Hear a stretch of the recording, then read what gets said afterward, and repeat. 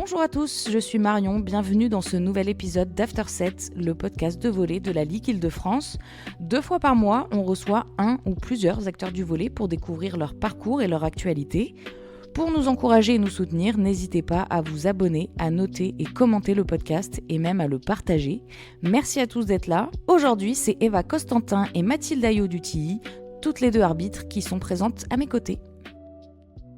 Bonjour Mathilde, bonjour Eva, merci d'être dans ce nouvel épisode d'After Set. Merci d'avoir accepté mon invitation. Est-ce que vous allez bien ? Très bien. Très bien aussi, merci beaucoup.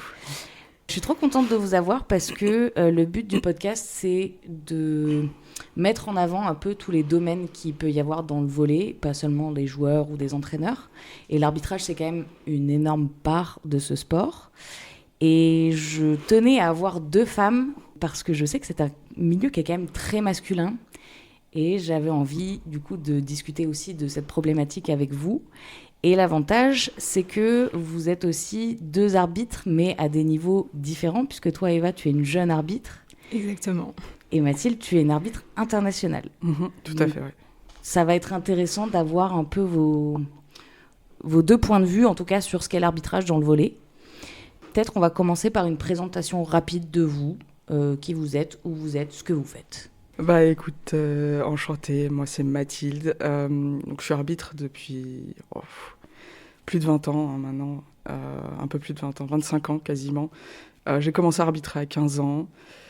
J'ai quasiment commencé à arbitrer en même temps que j'ai commencé à connaître le volley. Et depuis, j'ai jamais arrêté. Sinon, dans la vie, je suis consultante informatique. Après avoir fait des études de droit, je me suis reconvertie dans l'informatique. C'est un métier qui me permet de faire aussi l'arbitrage en parallèle, qui peut se faire à distance, qui est assez flexible. Donc voilà, ça c'est quelque chose qui est important quand on veut être arbitre de haut niveau. Après, pour parler juste de moi, moi j'adore la musique, j'aime marcher, la bande dessinée, beaucoup. Okay. Voilà. Donc plein de passions, plein de loisirs, et l'arbitrage de volley en fait clairement partie. C'est quelque chose que je me vois pas arrêter, en tout cas pour l'instant. Ça fait partie de moi, donc voilà. Ok. Voilà, enchantée. Donc moi c'est Eva, j'arbitre depuis environ 2021-2022, j'ai commencé l'arbitrage grâce à une autre arbitre, Juliette Rago, et je suis en première année d'études supérieures. Tu fais quoi ? Je fais une LAS STAPS, donc mon but c'est de passer le concours de médecine et en même temps de suivre la licence STAPS.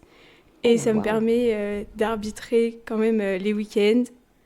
Et j'arbitre les Coupes de France jeunes, les départementales et un peu de régionales aussi. C'est super ambitieux, médecine et STAPS en même temps. Impressionnant. Oui, très. Du coup, on va commencer par juste savoir pourquoi vous avez choisi l'arbitrage, puisque toi, tu disais, Mathilde, que tu avais découvert le volley et que tu avais arbitré de suite. Est-ce que tu as joué ? Non. C'est directement l'arbitrage qui t'a fasciné un peu. Pas vraiment. Enfin, j'ai aimé ça, c'est juste que j'étais à l'UNSS et qu'ils m'ont proposé directement de faire un stage d'arbitrage. Ils me l'avaient proposé aussi pour le ping-pong, par exemple, le tennis de table. Je l'avais fait, mais je n'avais pas trop accroché. Et donc, j'ai refait pareil pour le volley. Et là, j'ai bien aimé, ça s'est bien passé. Bon, en même temps, c'était un week-end au Crêpes avec des copains. Sur le papier, ça sonne bien, donc j'ai dit oui. Et en fait, ça m'a bien plu. Ça se rapprochait pas mal de ce que j'aimais. Moi, j'ai fait du droit après. Il y a ce côté un peu juridique, ce côté appliquer les règles. Oui. Voilà, et ça m'a plu, j'ai accroché et j'ai continué. Voilà, c'est fou. Ouais, et j'ai jamais joué. J'ai fait que du loisir toute ma vie. Parce que toi, tu joues, Eva ? Oui, moi je joue. Et j'ai commencé à jouer avant d'arbitrer.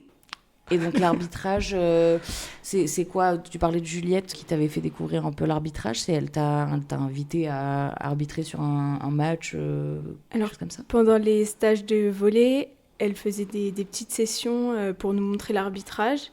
Et c'est elle qui m'a poussée à passer l'examen d'arbitre. Donc, et c'est grâce à elle que je l'ai réussi aussi, d'ailleurs. Au début, contrairement à Mathilde, moi, j'ai pas aimé tout de suite l'arbitrage.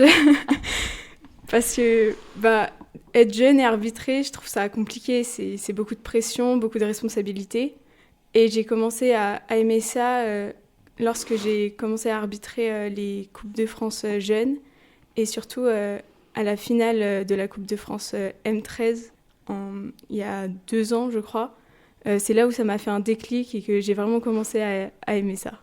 Ok, et du coup, t'arbitrais quoi avant J'ai arbitré que des tours de Coupe de France, Ok. jeunes aussi, mais pas les finales. Là, c'était la finale que j'ai eu la chance d'arbitrer. C'est le fait d'avoir du monde, des responsabilités aussi. Tu t'es dit, je suis à ma place. Sûrement aussi. Ouais.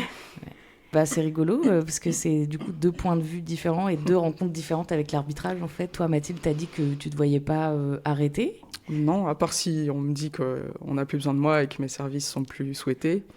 Auquel cas, je le prendrais pas mal parce que j'ai suffisamment d'autres choses dans la vie qui me rendent heureuse. Voilà. Mais ça me ferait mal au cœur d'arrêter, oui, c'est sûr.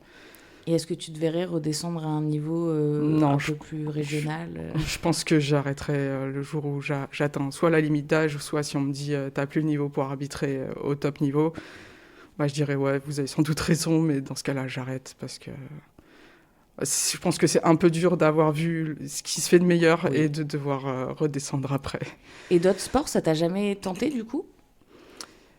Bah, en vrai, si je me dis que peut-être j'aurais pu aimer être arbitre dans d'autres sports, mais au foot, non, qui est le sport que je préfère en dehors du volley.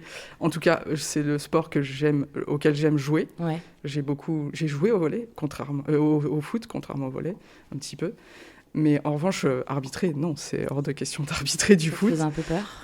Alors, j'y ai même pas pensé jeune, en fait. C'est aujourd'hui, quand je me dis, est-ce que j'aurais pu faire ça? Je me dis non, mais voilà.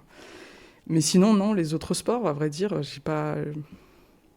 non, j'ai jamais pensé à arbitrer autre chose. Je trouve ça passionnant. Parce que j'essaye de me mettre à ta place, du coup. Moi, je suis pas du tout dans le monde du volley. Mais même un autre sport qui est pas le mien, me dire je vais juste rentrer dans ce sport et aller quand même au plus haut niveau de ce qui se fait dans l'arbitrage pour un sport que je connais pas à la base et que je pratique pas.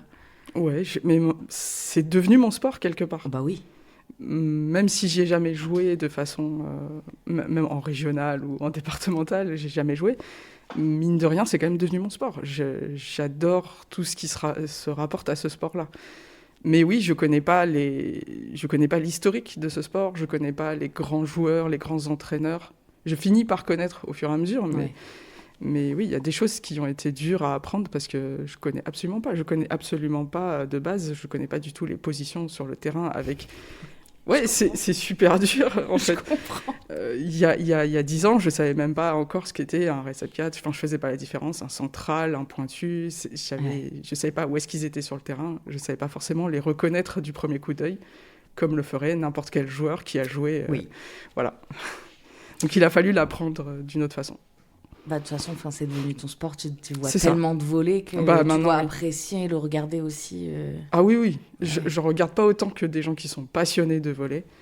Moi, je suis passionné d'arbitrage, plus que de volley, on va dire. Mais j'en regarde quand même pas mal, ouais. Puis j'en fais beaucoup.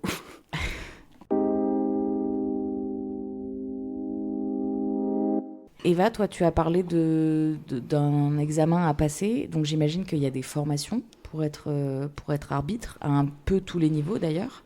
On commence par quoi, si on est jeune, ou moins jeune d'ailleurs, et qu'on veut commencer l'arbitrage?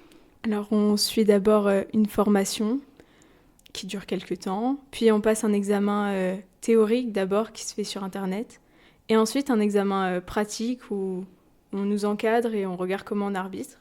Et après, pour s'élever de niveau, souvent c'est lors de compétitions régionales où on vient évaluer notre niveau et on nous dit qu'on peut évoluer ou non. C'est avec l'expérience aussi, j'imagine. Exactement. Ok, et donc toi, tu en es où là de tes formations? Moi, pour l'instant, je suis toujours grade départemental et j'ai commencé à arbitrer de la régionale un petit peu. Et après... j'aimerais évoluer aussi avec le temps et avec l'expérience. Toi, du coup, j'imagine que tu as commencé au même niveau? J'ai même commencé au niveau avant, puisque j'étais UNSS. Donc Okay. c'est des arbitres jeunes. On n'a même pas encore arbitre fédé. Donc j'ai fait d'abord UNSS, il y a différents grades aussi à l'UNSS. Et ensuite, à 18 ans, on obtient l'équivalence pour devenir arbitre au niveau fédéral. Et donc, pareil, j'ai commencé au plus petit niveau. J'ai mis pas mal de temps à arriver à monter les premiers niveaux. J'ai longtemps arbitré un peu dans mon coin, pendant 5-6 ans. Je faisais un peu la ligne au Paris-Volley ou les choses comme ça, heureusement. Mais sinon, arbitrer de la régionale pendant 5-6 ans, quand on a entre 18 et 25 ans, parfois c'est... Quand on est une femme... dû au fait que c'était pas ton sport et que du coup... Ouais, aussi, mais c'est vrai qu'il y a ce côté... C'est comme disait Eva tout à l'heure, faire une finale de Coupe de France, par exemple. Voilà, on se sent valorisé, on se sent suivi et regardé. Quand on arbitre tous les week-ends en régional, un peu à droite à gauche, c'est plus dur, on est un peu tout seul. Oui. Voilà, ouais. Surtout qu'on n'arbitre pas toujours à deux. Parfois, on est vraiment tout seul. Ouais. Pour atteindre le grade d'arbitre international... Il faut être patient. Il faut être patient et puis il faut quand même lever la main et dire je suis là, est-ce que je peux monter, est-ce qu'il y a de la place, est-ce que mes performances permettent de monter. Puis voilà, au fur et à mesure, quelqu'un nous voit et dit ah oui, ce serait intéressant effectivement qu'on te voit. On est convoqué pour des tournois, voilà, et puis au fur et à mesure, en fait, finalement, ça se fait tout seul. Et si ça se passe bien, on sera dans les listes des personnes à suivre. Et du coup, on sait qu'on va être suivi. Voilà, tu as des superviseurs qui viennent C'est ça, il y a des superviseurs. Matchs, ouais. Et est-ce que tu as été amené à passer d'autres formations ou un autre grade de formation, en tout cas, pour en arriver là? Ou alors c'est vraiment en fonction de l'expérience que tu es arrivé à ce niveau-là? Oui, il y a le fédéral qui est un grade en 3 années qui se fait en France. À chaque fois, on a des examens théoriques plus des examens pratiques avec des arbitrages sur des phases finales, Coupe de France jeune ou bien des finales nationales N1, N2, N3, etc. Donc ça, c'est pendant 3 ans, effectivement, on a 3 examens tous les ans pour valider le passage au statut arbitre fédéral. C'est le niveau maximum en France, mais après, il y a encore des panels derrière. Donc après, une fois qu'on est fédéral, la montée de panel se fait en fonction des supervisions seulement. Mais pour être fédéral, il y a un examen. Et ensuite, pour être international, c'est pareil. Il y a un stage international avec un examen pratique, avec des examens théoriques, etc. Enfin, c'est encore une fois la même chose. Voilà. Et donc un long parcours. Un long parcours.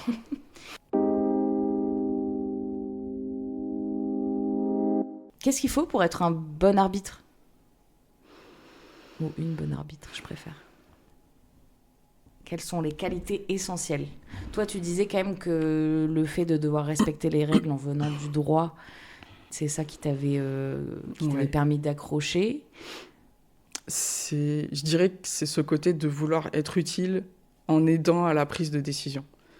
Voilà. Il y a 2 personnes qui ne sont pas d'accord. C'est comme pour le droit. Il y a 2 personnes qui ne sont pas d'accord. Non, elle est dehors. Non, elle est dedans.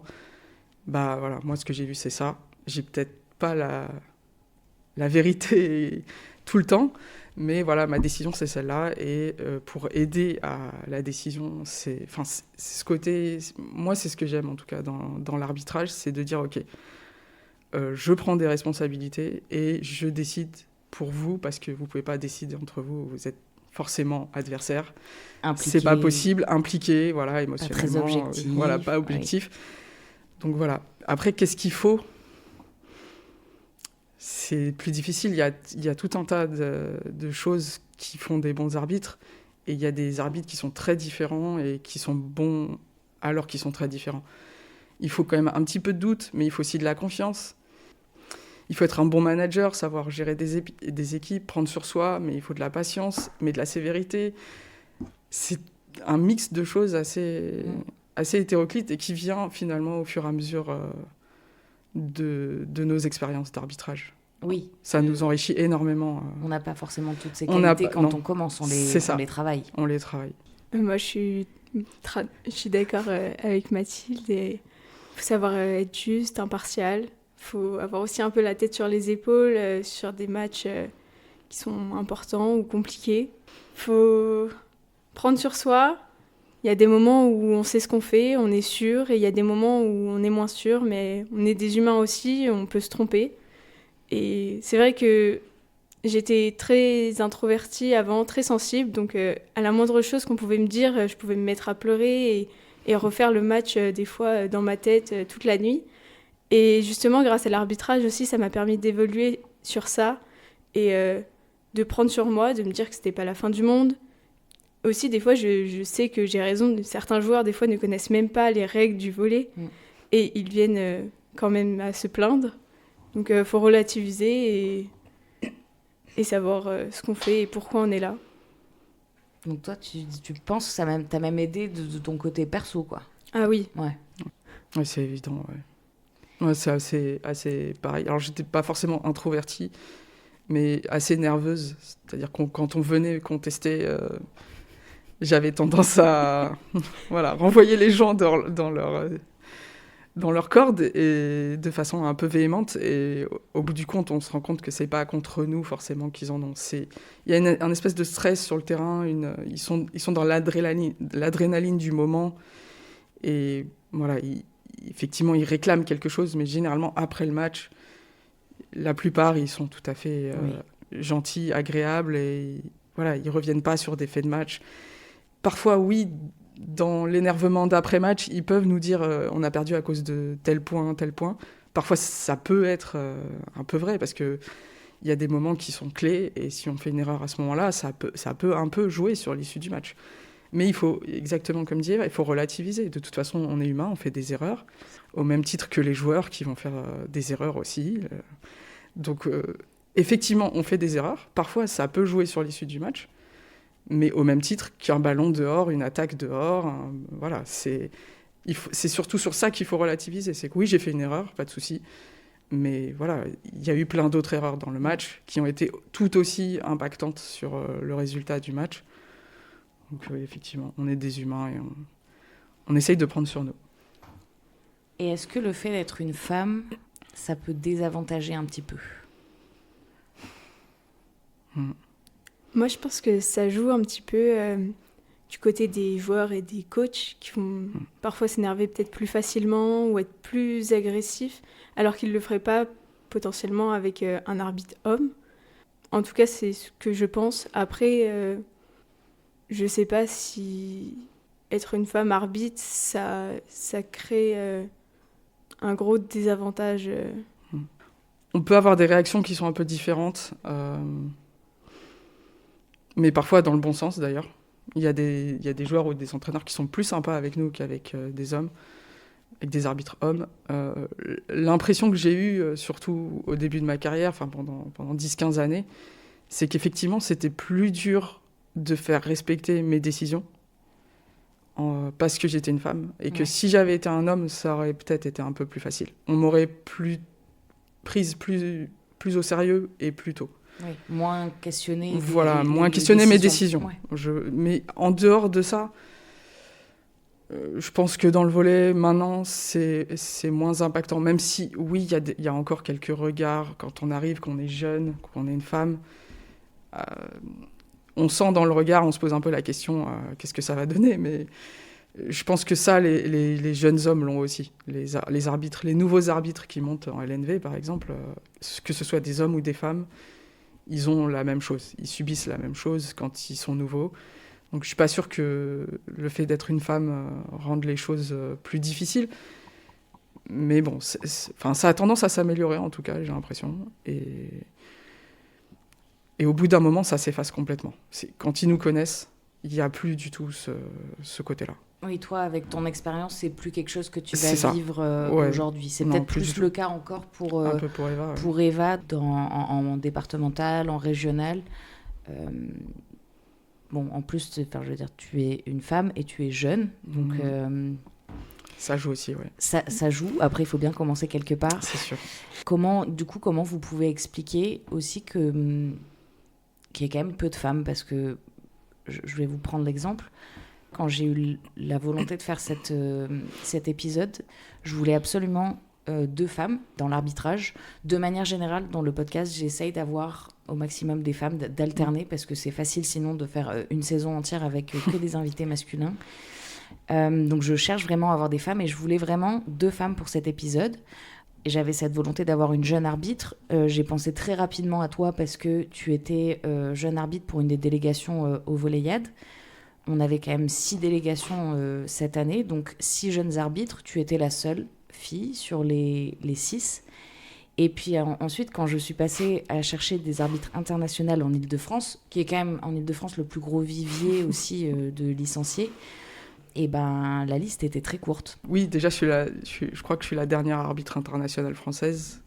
On en avait 2 autres, Chantal Kayser et Camille Gaden, mais elles ont arrêté toutes les 2 pour raison soit familiale, soit un peu professionnelle, familiale.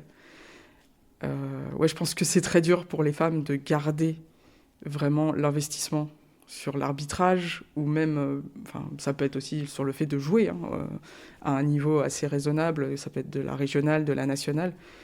C'est un engagement, quoi, et ça demande de moins voir sa famille, ses amis, ça demande de passer les week-ends dans les gymnases, voilà, comme pour des joueurs et des joueuses. Ouais, après, il y a peut-être d'autres éléments qui se rajoutent pour les femmes qui sont un petit peu moins présents pour les hommes. La maternité, par exemple, ça peut éloigner aussi. Ça peut éloigner, et généralement, effectivement, ça arrive à un moment où les arbitres femmes n'ont pas encore commencé à monter un petit peu de panel.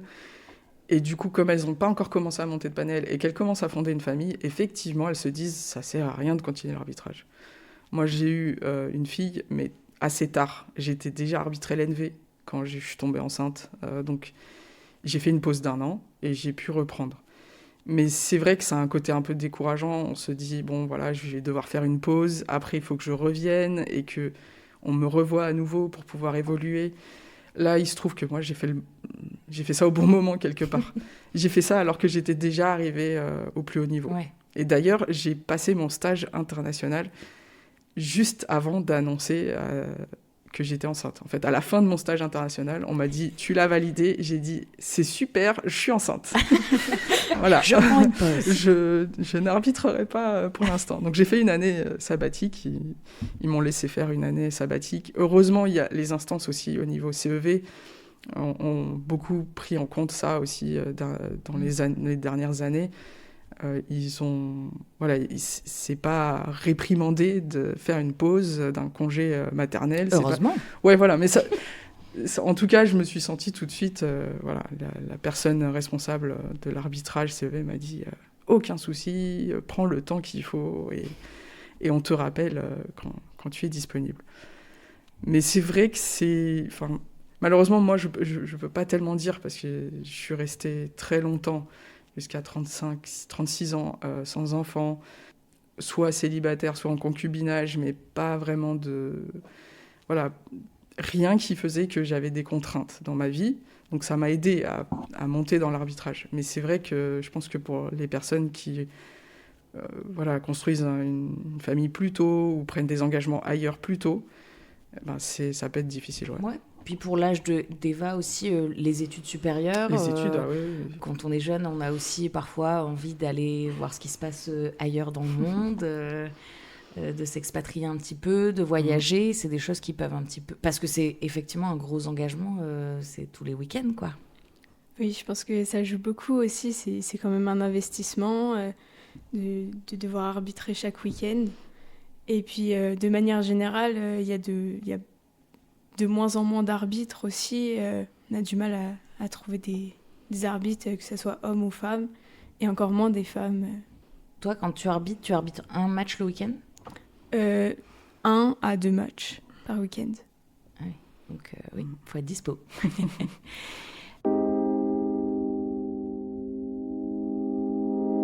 J'aimerais qu'on parle un petit peu de ton expérience au Volleyade. Est-ce que c'était la première fois que tu étais arbitre au Volleyade ou pas ? C'était la première fois que j'étais arbitre au Volleyade, en effet.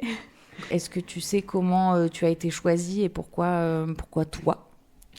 Alors, je ne sais pas du tout. J'ai reçu un mail un jour et je me suis dit que c'était une chouette expérience. Donc, j'ai accepté. Et ça a été une très belle expérience. Pour rappel, les Voléiades, c'était du coup en Île-de-France. C'était même principalement à Châtenay, là où tu habites, là où tu joues. T'étais pas trop dépaysée. Est-ce que ça a été un peu une pression supplémentaire pour toi? Parce que c'est quand même une compétition nationale, jeune, mais une compétition nationale. Alors ça a été une pression parce que je connaissais pas, j'avais jamais arbitré de volleyade avant. Normalement j'avais arbitré du coup les finales de Coupe de France M11 et M13, donc je savais déjà un peu comment ça se passait, les grands plateaux comme cela. Mais les volleyades j'avais jamais fait, donc c'était un peu compliqué. Et finalement tout le monde était très gentil, ça s'est très bien déroulé. Il y avait des très beaux matchs, donc c'était très sympa. Et si on te repropose, tu repartirais? Ah oui, avec plaisir. Ouais. J'irai direct. Tu les as arbitrés ou pas, toi? Non, jamais. J'ai supervisé plusieurs fois les volleyades, mais je les ai jamais arbitrés. Ah, bah du coup, ça m'intéresse de savoir. Tu dis que tu les as supervisés. Quoi ça consiste de superviser? Parce qu'il y a quand même beaucoup, je crois, il y a une douzaine de superviseurs de mémoire qui essayent de tourner sur les gymnases pour aller voir un maximum d'arbitres. Qu'est-ce que vous regardez? Et puis, qu'est-ce que les résultats vont amener potentiellement pour ces jeunes arbitres? Ce qu'on regarde, c'est la façon qu'ils ont de gérer leur match, principalement. On va surtout... En fait, le but, c'est pas tellement de les noter, c'est de les accompagner. C'est vraiment un des moments où ils vont pouvoir avoir plein de conseils, où ils vont pouvoir avoir des retours, parce que c'est pas tellement le cas le reste de l'année. On est un peu tout seul, comme je disais, donc... Là, l'idée, c'est vraiment de leur dire, voilà, ça, tu le fais très bien, tu peux encore progresser sur ça.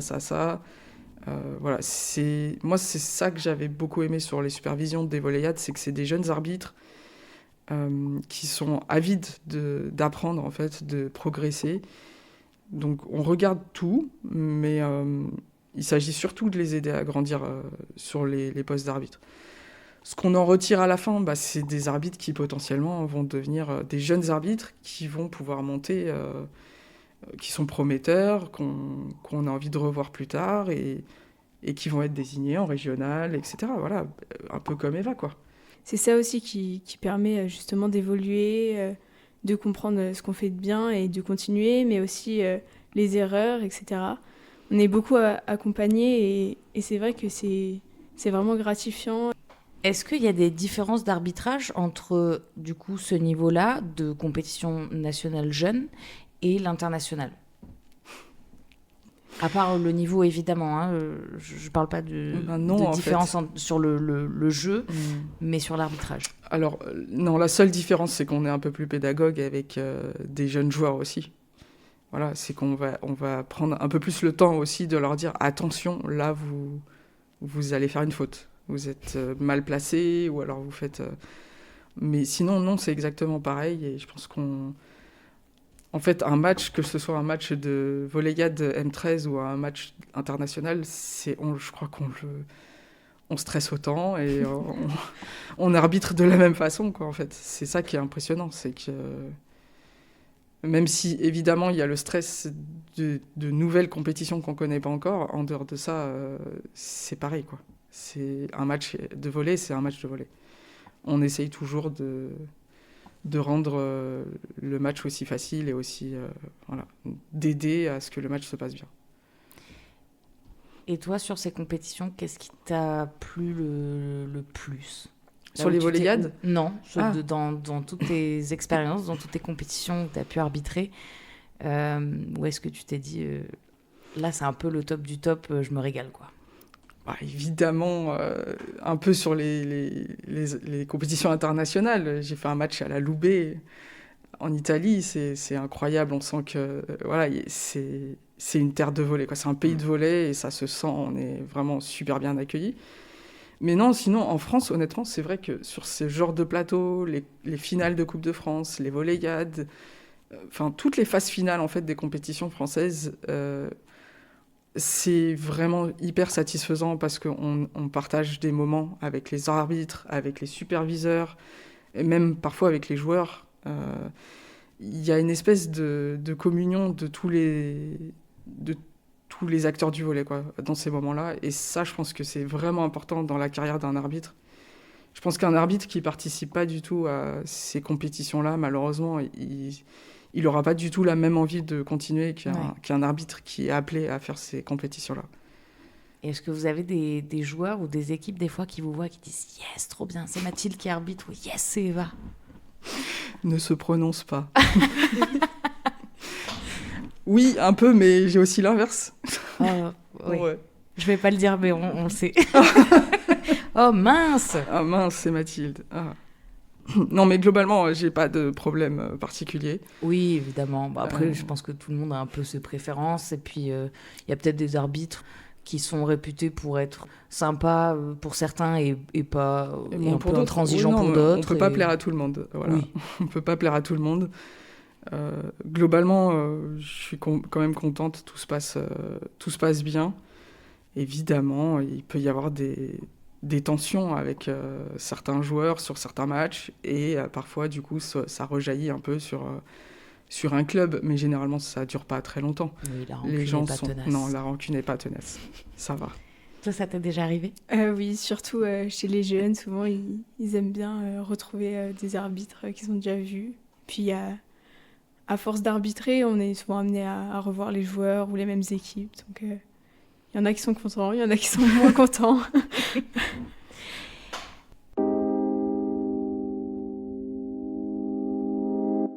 Eva, c'est quoi tes ambitions dans l'arbitrage? Tu rêves de quoi? Moi, j'aimerais bien évoluer et pourquoi pas un jour atteindre le niveau de Mathilde. Ça serait bien. C'est vrai que si je revenais quelques ans en arrière, j'aurais peut-être pas dit la même chose parce que l'arbitrage, ça me stimulait pas autant que maintenant. Et c'est vrai que, comme l'a dit Mathilde, les plateaux comme les Volleyades ou les finales de Coupe de France, ça permet moi, ça m'a permis en tout cas d'aimer l'arbitrage. Et c'est ça aussi qui a fait que j'ai continué et que j'ai envie de continuer. Et aller à un plus haut niveau, ça serait super. Donc, t'as pas prévu d'arrêter? J'ai pas prévu d'arrêter pour l'instant. Est-ce que t'as encore des ambitions, Mathilde? Je reconnais que j'ai quand même atteint un niveau qui est ultra satisfaisant. Bien sûr, j'espère encore évoluer à ce niveau-là un petit peu.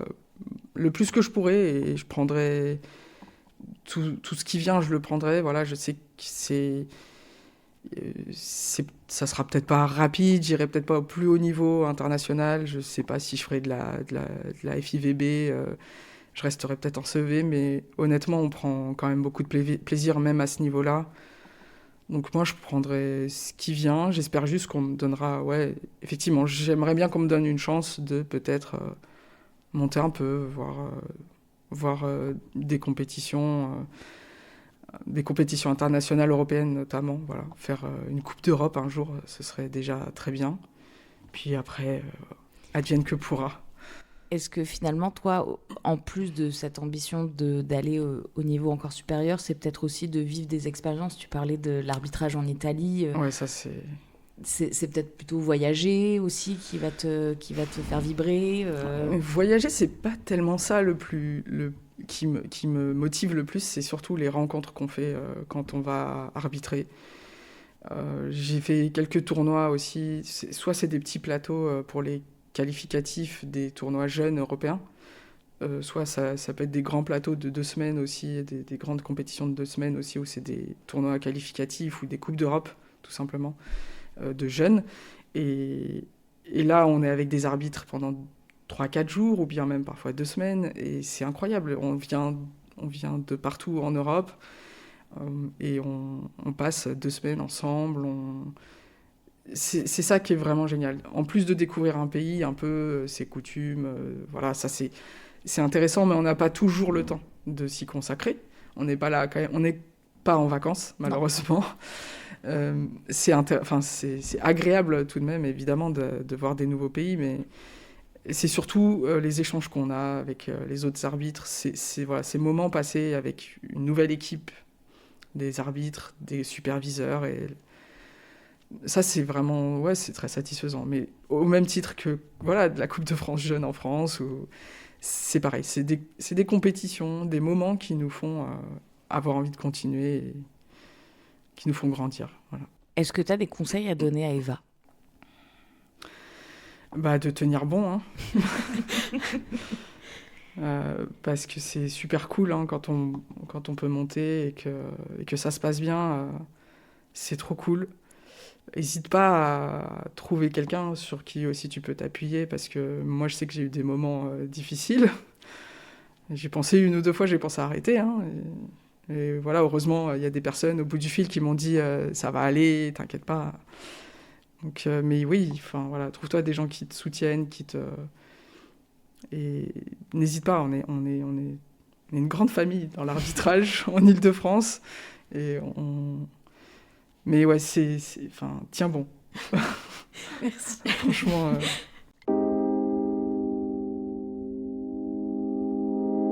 Alors, dans ce podcast, on finit toujours par une question en particulier qui a été posée par l'invité précédent. Donc, c'est votre tour. Vous ne savez pas qui est ou qui sont les prochains invités. Moi non plus, pour être honnête.